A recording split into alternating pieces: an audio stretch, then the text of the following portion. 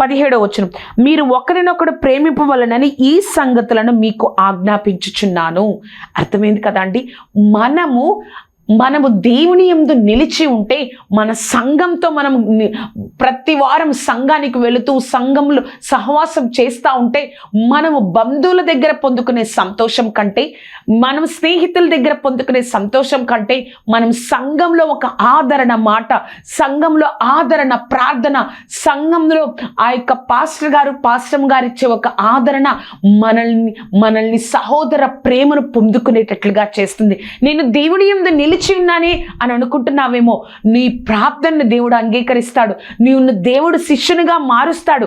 అంతేకాదు, ఏం జరుగుతుంది అంటే, దేవుడు ఆ యొక్క సహోదరుని ప్రేమను నీ మీద కలిగేటట్లుగా ఆ యొక్క సంఘంలో ఉన్న వారందరికీ నీవు ఒక బాధ్యతగా దేవుడు నీ కోసం ప్రార్థన చేయిస్తారు. ఆ యొక్క